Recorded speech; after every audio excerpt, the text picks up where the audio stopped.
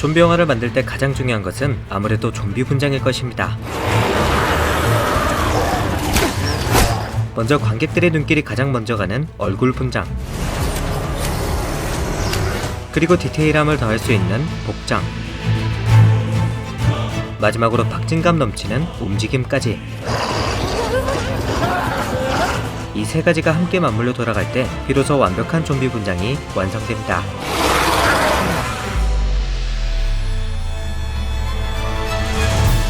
좀비의 얼굴을 분장할 때 기본이 되는 건 실리콘과 라텍스 따위의 특수 재질입니다.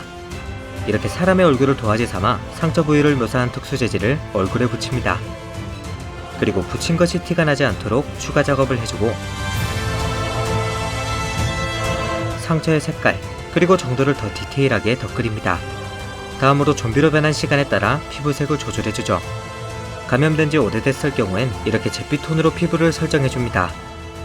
그리고 퀭한 눈을 묘사해줄 렌즈까지 끼고 최종적으로 핏줄, 묻거나 굳은 피의 양, 그리고 썩은 치아 등을 보완해주며 좀비 분장을 완성하게 됩니다.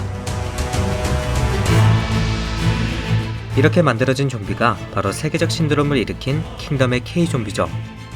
킹덤의 좀비는 속도가 빠르기 때문에 넘어지는 경우도 많습니다. 이제 곧 넘치겠습니다, 저! 좀비는 부패한 시체가 움직인다는 설정, 즉 넘어지고 부딪히는 족족이 살점도 떨어져 나갑니다. 킹덤의 특수분장팀은 이런 세세한 부분까지 놓치지 않았죠. 카메라에 가깝게 배치되는 좀비들의 경우 찢긴 살점을 표현하는데 많은 신경을 쏟았습니다. 좀 조심하세요. 살 것 같아요. 죄송합니다. 서양 좀비 드라마의 대표격인 워킹데드 역시 비슷한 방식으로 분장을 합니다. Welcome. My name is Greg Nicotero. This is Andy Schoenberg. We were the special effects makeup artists on The Walking Dead. 먼저 얼굴에 라텍스를 발라서 기본틀을 마련하고 Stretch the skin, apply a layer of liquid latex over the top. 떨어져 나간 살점을 표현하기 위해서 오트밀을 섞은 라텍스를 다시 한번 발라줍니다. A little bit of latex with some oatmeal in it for texture. 그리고 상처를 표현하기 위해서 녹인 젤라틴을 활용하고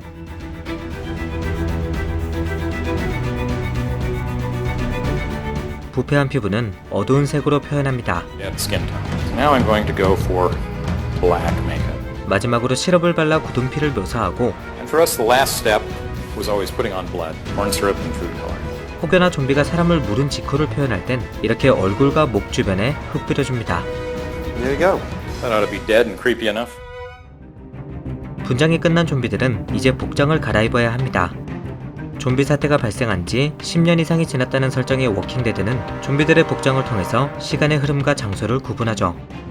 사태 직후엔 옷의 형태가 구분될 정도로 복장이 깔끔하지만 시즌이 거듭되며 옷이 더러워지거나 찢어진 모습을 보이죠. 또한 도시의 좀비들은 양복이나 스커트, 농장에서 등장한 좀비들은 농사짓기에 편한 복장을 입혀서 등장시킵니다. 반면 킹덤은 복장과 소품을 전투씬의 긴장감을 고조시키는데 적극 활용하죠. 예를 들어 시즌2 5화에서 모든 사람들은 하얀 상복을 입고 있습니다. 하지만 궁안의 한 사람이 좀비로 변하며 하얀 상복은 붉은 상복으로 물들어지기 시작하고 붉은 상복의 수가 하얀 상복의 수를 순식간에 앞서게 됩니다. 이렇게 하얀색과 붉은색의 대립이 확실하게 묘사되면서 관객들에게 강력한 인상을 남기는 데 성공하죠.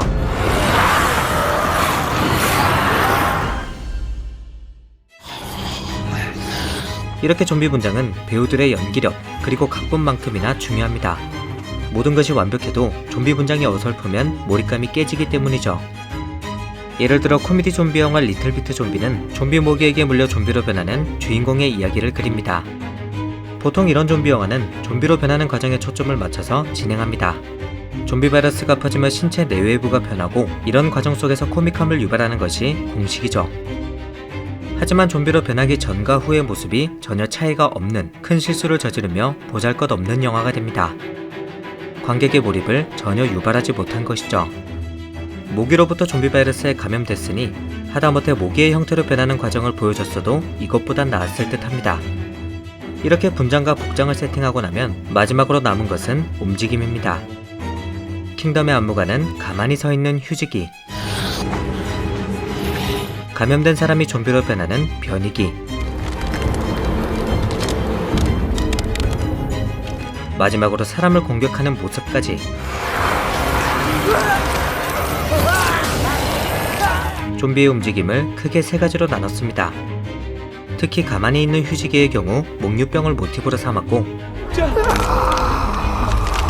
인간을 향해 몸을 날리는 건 배고픔에 이성을 잃어버린 백성들의 모습을 보여줍니다. 또 한 가지 특이한 건 킹덤의 좀비들은 기괴할 정도로 관절을 비튼다는 것입니다. 이는 유연성을 돋보이게 하는 봄브레이킹 댄스를 접목시킨 움직임이라고 합니다. 단순히 좀비를 빠르게만 만드는 것과는 차별점을 둔 것이죠. 이렇게 훌륭한 좀비물들엔 다 이유가 있습니다. 좀비의 분장과 움직임이 확실히 만들어져 있고, 그 위에 배우들의 연기력, 이 생사철월한 불로 붕어하신 전하를 되살렸다. 그것이 역병의 시작이었다. 그리고 뛰어난 각본과 연출력이 더해지면서 명작 좀비물로 탄생하는 것이죠. 좀비물은 저예산으로 만들 수 있다는 장점 때문에 신인 감독들의 입봉 장르로 많이 선택되지만 그만큼이나 만들기도 어려운 양날의 검이기도 합니다. 매년 좀비물은 쏟아져 나오지만 정작 괜찮은 작품 하나 건지기 어려운 것은 바로 이런 이유 때문이 아닐까요?